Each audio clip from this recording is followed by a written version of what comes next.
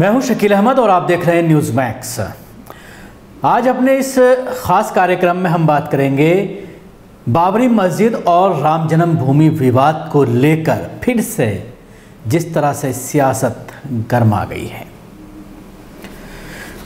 25 तारीख से सिलसिलेवार मैं आपको बताऊंगा कि क्या क्या डेवलपमेंट इस पूरे मामले को लेकर हुआ। 25 तारीख को चीफ जस्टिस के ज़रिए एक 5 सदस्यों की बेंच इस मामले की सुनवाई के लिए बनाई गई, क्योंकि जो पहले बेंच कॉन्स्टिट्यूट की गई थी उस बेंच में एक जस्टिस जो थे, एक जज थे वी ललित। इन्होंने अपने आप को इस मामले से अलग कर लिया था। तो उसके बाद ये उम्मीद की जा रही थी कि नई बेंच गठित की जाएगी। तो एक तो इनको अलग किया गया और उसके साथ ही एक और जज हैं जस्टिस NV रमन, उनको भी इस बेंच से अलग किया गया और 2 नए जज इसमें ऐड किए गए, जिसमें एक जस्टिस अब्दुल नज़ीर साहब हैं और दूसरे जो हैं वो अशोक भूषण साहब हैं। इन 2 जजेस को नया शामिल किया गया है। अब जो टोटल बेंच है 5 लोगों के जजों की, तो उसमें एक तो चीफ जस्टिस हैं, उसके अलावा चीफ जस्टिस गोगोई के अलावा justice DY Chandrachud, justice Ashok Bhushan, justice SA Bobde और जस्टिस AS नज़ीर। इन 5 जजों को अब इस केस की सुनवाई करनी है, क्योंकि ये सवाल भी खड़ा किया जा रहा था कि जो पिछली बेंच जो बनाई गई थी उसमें एक भी जज मुस्लिम नहीं था। तो मुसलमानों के ज़रिए ये ऑब्जेक्शन किया जा रहा था कि 5 लोगों की जो एक बेंच बनाई गई है उस बेंच में 5 में से एक तो कम से कम मुसलमान होना चाहिए था। तो शायद उसी मांग को देखते हुए एक मुस्लिम जज को इसमें ऐड किया गया है। लेकिन 26 तारीख को एक बयान आता है उत्तर प्रदेश के चीफ मिनिस्टर के ज़रिए, और वो ये कहते हैं कि अगर उन्हें कहा जाए तो वो इस मामले का हल 24 घंटे के अंदर निकाल लेंगे। पता नहीं कौन सा जादुई छड़ी है हमारे चीफ मिनिस्टर जो हैं उत्तर प्रदेश के, कि वो 24 घंटे के अंदर इस मामले को हल कर लेंगे, जिस मामले को 30 साल से हल नहीं किया जा सका। मामला ज्यों का त्यों अटका हुआ है। बहुत कोशिश की गई, हाई कोर्ट से फैसला किया गया, लेकिन दोनों ही पार्टियां सुप्रीम कोर्ट पहुंची। अब सुप्रीम कोर्ट में इस पूरे मामले पर सुनवाई नहीं हो पा रही है। बार बार सुनवाई किसी न किसी वजह से आगे बढ़ रही है, डेट आगे बढ़ रही है। तो अब जिस तरह से 2019 इलेक्शन आ गया है, बिल्कुल सर पर है लोकसभा का, तो बार बार बीजेपी के ज़रिए इस मामले पर सियासत करने की कोशिश की जाती है और इसको कैश कराने की कोशिश किसी न किसी बहाने से की जाती रही है। जिस तरह से ये बयान आया है उत्तर प्रदेश के चीफ मिनिस्टर योगी आदित्यनाथ का कि वो 24 घंटे के अंदर अगर सुप्रीम कोर्ट उनसे कहे तो वो हल कर लेंगे। तो कई बार कोशिश की जा चुकी है कि मुसलमान और हिंदू आपस में दोनों फरीक बैठ करके इस पूरे मामले का हल निकालें, लेकिन जिस तरह से धमकी आमेज़ अल्फाज में बार बार हिंदू धर्मगुरुओं के ज़रिए, हिंदूवादी संगठनों के ज़रिए बार बार ये कहा जाता है कि ज़मीन दे दी जाए, वो ज़मीन जिस पर मस्जिद थी, बाबरी मस्जिद थी, आज़ादी से पहले से थी, और उसको 1992 में 6 दिसंबर को जिस तरह से शहीद कर दिया गया, गिरा दिया गया।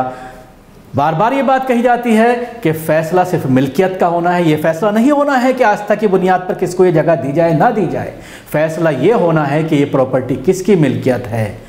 और जिस तरह से बार बार मुस्लिम पर्सनल लॉ बोर्ड और जमीयत उलमा हिंद ये कहती है कि अगर जायदाद का फ़ैसला होगा तो उनके पास इस तरह के डॉक्यूमेंट्स हैं मिल्कियत को लेकर, तो 100% उनके फेवर में होगा। जहाँ तक सवाल आस्था का है, अगर आस्था को कोर्ट देखेगी तो फिर जाहिर सी बात है, जिस तरह से बार बार अगर मीडिया की सुर्खियों को आप देखते हैं, जब भी इस केस में कोई डेवलपमेंट होता है तो कहीं पर भी बाबरी मस्जिद का जिक्र नहीं आता। किसी भी हेडिंग्स में या कहीं अंदर खबर में ये बात नहीं आती कि बाबरी मस्जिद मामले पर सुनवाई होनी है। बार बार ये अल्फाज इस्तेमाल किए जाते हैं कि राम जन्मभूमि विवाद, बाबरी मस्जिद का स्लैश करके अगर बाबरी मस्जिद भी लिख दिया जाए तो उसमें क्या हर्ज है। लेकिन मीडिया की साजिश इसमें भी पूरी तरह से नज़र आती है कि किस तरह से खबरों को तोड़ मरोड़ कर और अपने हिसाब से पेश करने की कोशिश की जाती है। यानी मीडिया ये पहले से ही मानकर चल रही है कि वो वहाँ पर जो है राम मंदिर था, हालांकि अभी तक ये फैसला होना बाकी है, कोर्ट से ये फैसला होना है, सुप्रीम कोर्ट में मामला चल रहा है, उसकी सुनवाई चल रही है। अब ये देखने वाली बात होगी कि किस तरह का फैसला इसमें मिल्कियत को लेकर आता है। लेकिन मैं जिक्र कर रहा हूँ कि इस मीडिया का आज भी जब इस पूरे मामले में एक डेवलपमेंट आया कि 29 तारीख को सुनवाई नहीं होगी इस केस में, और क्योंकि एक जज जो हैं इसमें जस्टिस बोबड़े वो छुट्टी पर हैं, इसकी वजह से अब अगली डेट का इंतजार जो है अभी तक तय नहीं किया गया है कि अगली डेट कब फिक्स होगी। तो जब इस खबर को लेकर मैं सर्च कर रहा था चैनल्स पर, वेब चैनल्स पर, वेबसाइट्स पर, तो कहीं पर भी मुझे बाबरी मस्जिद लिखा हुआ नज़र नहीं आया। सब जगह हेडिंग यही थी कि राम जन्मभूमि विवाद पर सुनवाई टली। तो अंदाज़ा लगा जा सकते हैं कि किस तरह से मीडिया ख़बरों को पेश करता है और अपने हिसाब से किस तरह से उसमें कहीं ना कहीं पेच जो है डाल करके पेश करने की कोशिश करता है।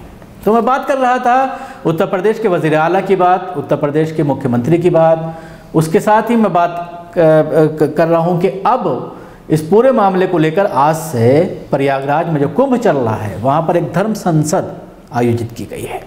इस धर्म संसद में तमाम ही राजनीतिक दलों को न्योता दिया गया है कि वो अपने प्रतिनिधि को इस धर्म संसद में भेजें और अपना व्यू साफ करें कि राम मंदिर को लेकर उनका क्या कहना है, वो किस तरह की राय रखते हैं, क्या चाहते हैं।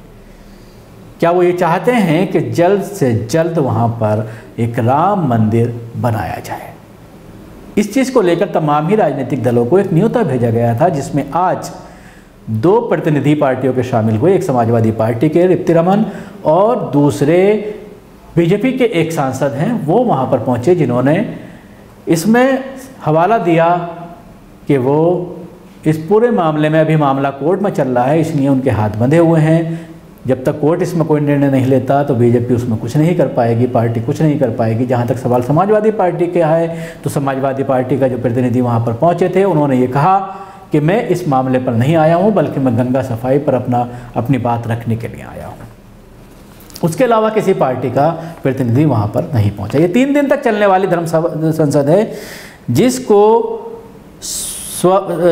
शंकराचार्य स्वरूपानंद सरस्वती लीड कर रहे हैं। और सबसे शुरू में इस धर्म संसद के सबसे शुरू में जो अहम बात है वो मैं बताना चाहूँगा, एक निंदा प्रस्ताव पारित किया गया, जिसमें बीजेपी के खिलाफ ये निंदा प्रस्ताव था और ये कहा गया कि बीजेपी ने 5 साल में राम मंदिर के लिए कुछ नहीं किया, वादे किए लेकिन किसी तरह की पहल बीजेपी के ज़रिए नहीं की गई और इसी वजह से बीजेपी के खिलाफ, यानी सरकार के खिलाफ, केंद्र सरकार के खिलाफ निंदा प्रस्ताव पास किया जाता है। और बार बार साधु संतों का हवाला देकर के मीडिया ये कह रही है कि साधु संत बहुत नाराज़ हैं बीजेपी से, साधु संत केंद्र सरकार से बहुत नाराज़ हैं। जिस तरह से पिछले दिनों में भी एक धर्म संसद बुलाई गई थी शिवसेना के ज़रिए, वीएचपी के ज़रिए, 2 दिन लगातार धर्म संसद वहाँ पर रखी गई थी। लोकसभा जो विधानसभा के जो इलेक्शन चल रहे थे 5 राज्यों के, उससे पहले इस मुद्दे को गरमाने के लिए इस तरह का कोशिश की गई थी। अब फिर 2 धर्म संसद बुलाई गई। एक तो ये है जो 30 तारीख तक चलेगी, 28, 29, 30, 3 दिन की, और दूसरी धर्म संसद 1 फरवरी से है जो विश्व हिंदू परिषद ने बुलाई है और वो भी इसी मामले को लेकर है। तो अब अंदाज़ा लगाया जा सकता है कि लोकसभा सर पर है और पूरी तरह से ये इस तरह के संगठन, हिंदूवादी संगठन बीजेपी की नैया पार लगाने के लिए बीजेपी को गरिया ज़रूर रहे हैं, बीजेपी को उल्टा सीधा ज़रूर बोल रहे हैं, बीजेपी को जिम्मेदार ज़रूर ठहरा रहे हैं, लेकिन कहीं ना कहीं इसका सियासी फ़ायदा उठाने की, सियासी फ़ायदा पहुंचाने की कोशिश इन शंकराचार्यों के ज़रिए, विश्व हिंदू परिषद के ज़रिए और बहुत सारी हिंदूवादी संगठनों के ज़रिए ये हमेशा कोशिश रहती है। तो इस तरह के जितने भी ग्रुप हैं, जो संगठन हैं, धार्मिक संगठन जिनको कहा जाता है, वो कहीं ना कहीं बीजेपी और आरएसएस को फ़ायदा पहुंचाने की कोशिश इस तरह के आयोजनों से, इस तरह के आयोजन करके पहुंचाने की कोशिश की जाती है ताकि बाद में दोबारा से इनको सत्ता में लाया जा सके और अपना राजनीतिक जो लाभ है उसको उठाया जा सके और जो कुछ फ़ायदा हो सकता है उसको उठाने की कोशिश की जा सके। अब जिस तरह से पूरी तरह से बीजेपी हर तरफ से घिरती हुई नज़र आ रही है, कांग्रेस बहुत आक्रामक हो गई है। प्रियंका गांधी के आने के बाद यही बात सामने आ रही है कि दोबारा से कांग्रेस के अंदर जान पड़ गई है। लेकिन अब ये देखने वाली बात होगी कि इस तरह के धर्म संसद, इस तरह की चीज़ें, इस तरह की गतिविधियां करके, क्योंकि अब जिस तरह के बयानात बीजेपी के सांसदों के ज़रिए इस पूरे मामले को लेकर, ख़ासतौर से इस विवाद को लेकर आ रही है, और बार बार ये कहा जा रहा है कि जल्द से जल्द इस मामले को सुलझाया जाए। डेट्स दी जा रही हैं 2025 तक भव्य राम मंदिर बनकर तामीर हो जाएगा, इस तरह की चीज़ें कही जा रही हैं। आरएसएस प्रचारक खुद इस पूरे मामले को लेकर ये कह चुके हैं कि बीजेपी से कोताही ज़रूर हो रही है, लेकिन वो जल्द से जल्द वहाँ पर ये उम्मीद करते हैं कि जल्द से जल्द वहाँ पर भव्य राम मंदिर बन जाएगा। इस तरह की बार बार जो बातें आती हैं, चाहे वो आरएसएस प्रचारकों के ज़रिए, आरएसएस के सरसंचालक के ज़रिए, आरएसएस के विचारकों के ज़रिए, बीजेपी के नेताओं के ज़रिए हों, तो वो कहीं ना कहीं आम लोगों तक ये मैसेज पहुँचाने की कोशिश और आम लोगों को फिर बहलाने की, उनको फुसलाने की, फिर एक लॉलीपॉप देने की राम मंदिर का कोशिश की जाती है, ताकि वोट हासिल किया जा सके और वोट बैंक को साधा जा सके। शुक्रिया। आपको हमारा प्रोग्राम कैसा लगा ज़रूर बताएं। हमारे यूट्यूब चैनल को सब्सक्राइब करना ना भूलें, उसके साथ ही बेल आइकन ज़रूर दबाएं, ताकि जब भी नया वीडियो हम अपलोड करें तो वो आप तक पहुंच जाए। धन्यवाद।